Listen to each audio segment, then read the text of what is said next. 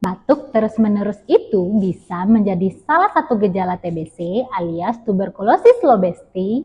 TBC itu merupakan penyakit menular yang disebabkan oleh bakteri Mycobacterium tuberculosis yang menyerang paru-paru, tulang belakang, otak, kelenjar getah bening, dan organ lainnya.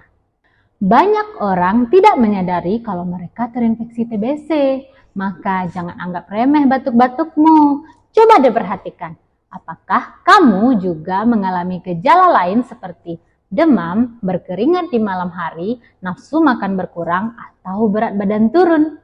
Untuk mengetahui penyakit ini, ada beberapa pemeriksaan laboratorium untuk mendeteksi penyakit TBC.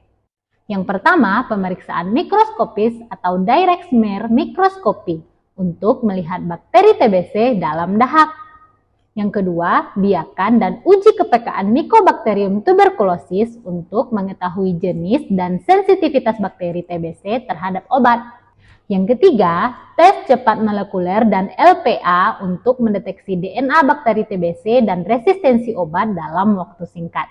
Yang keempat, pemeriksaan darah untuk mengukur kadar sel darah merah, sel darah putih, dan trombosit. Nah, jika kamu memiliki gejala seperti yang disebutkan tadi, segera lakukan pemeriksaan TBC di puskesmas, rumah sakit, dan layanan kesehatan yang berkompeten. Cegah sekarang juga agar penyakit ini tidak menular kepada orang-orang tersayang.